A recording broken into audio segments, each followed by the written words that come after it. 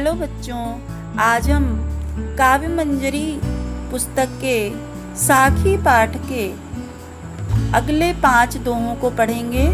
इसका प्रथम भाग इसके पहले वाले वीडियो में था, आप उसे वहाँ से देख सकते हो। इसके रचयिता हैं कबीर दास जी।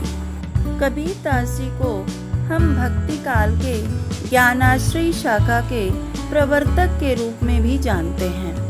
कबीर दास जी ने बाह्य आडंबरों और कुरीतियों का प्रबल विरोध किया और समाज में सभी जातियों के बीच सामंजस्य स्थापित करने का प्रयास किया। तो चलिए अब हम पढ़ते हैं बाकी के 5 दोहों को। 5वां दोहा है, जो रोऊं तो बल घटे, हंसऊं तो राम रिसाई, मनहि माहि विसुरना, ज्यों गुण काठई खाई।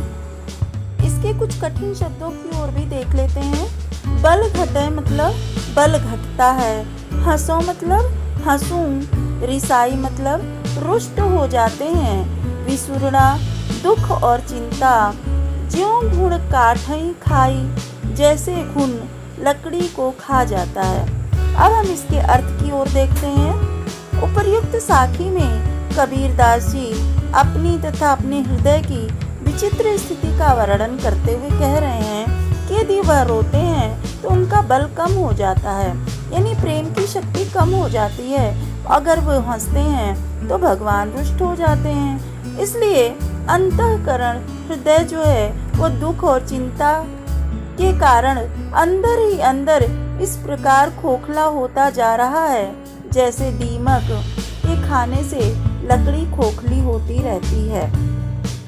भाव यह है कि कबीर की स्थिति अत्यंत विचित्र है। वह न हंस सकते हैं न रो सकते हैं। विसुरणा शब्द से ईश्वर के मिलन की तीव्र आकांक्षा तथा गहरे दुख का भी चित्रण किया गया है।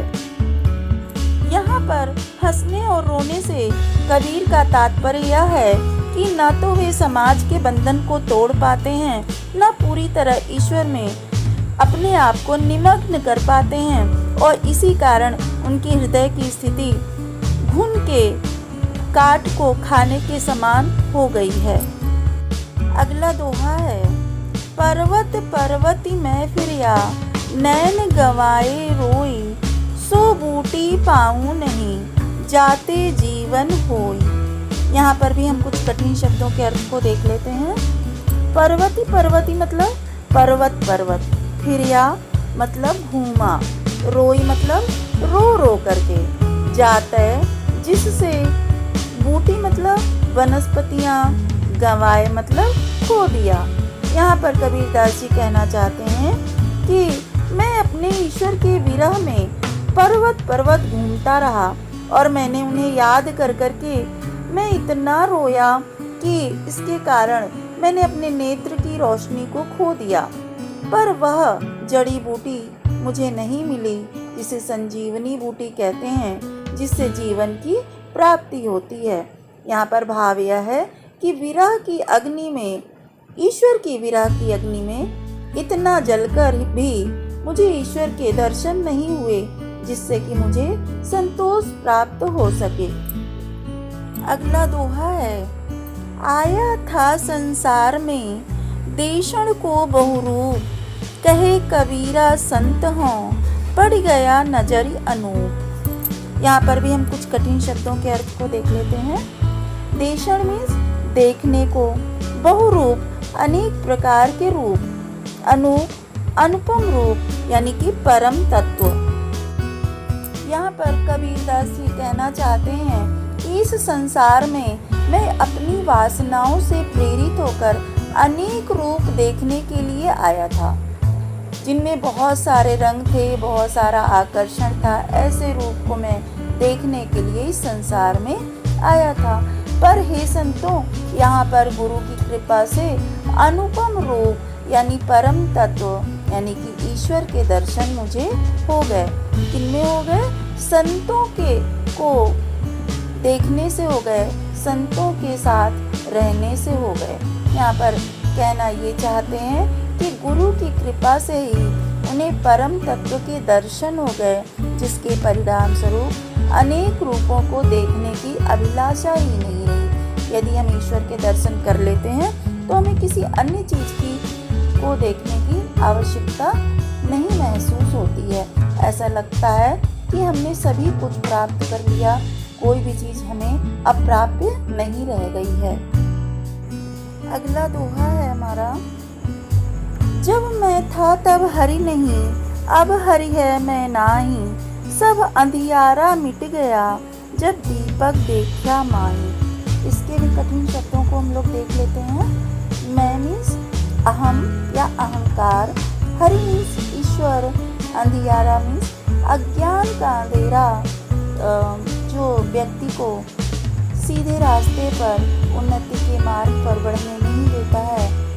मिट गया, समाप्त हो गया या दूर हो गया। यहाँ पर कबीरदास जी कह रहे हैं कि वे हमें प्रेरणा भी दे रहे हैं कि जब तक व्यक्ति में अहम की भावना होती है तब तक उसे ईश्वर की प्राप्ति नहीं हो सकती तथा अज्ञान भी दूर नहीं हो सकता।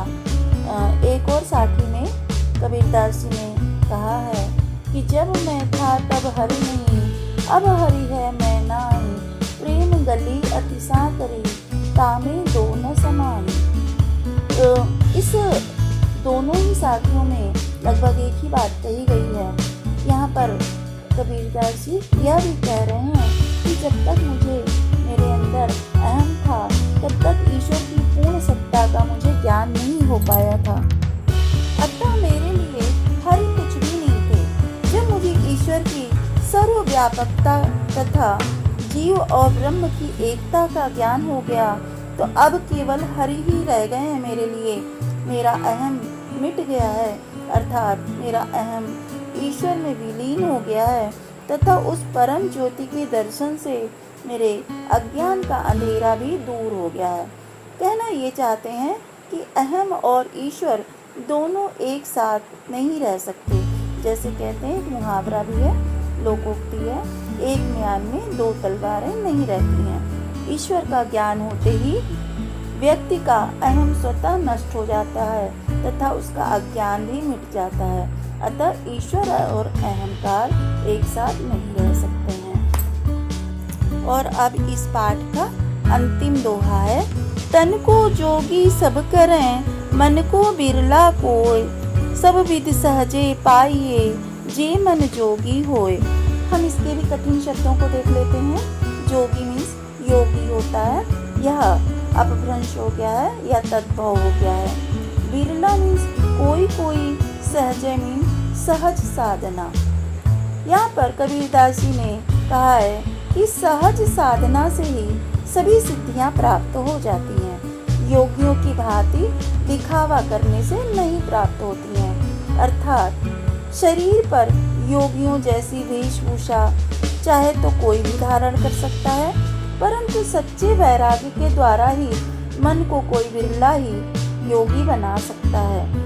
जिसका मन सच्चे योग को धारण कर लेता है उसे सभी प्रकार की सिद्धियां सहज ही प्राप्त हो सकती हैं।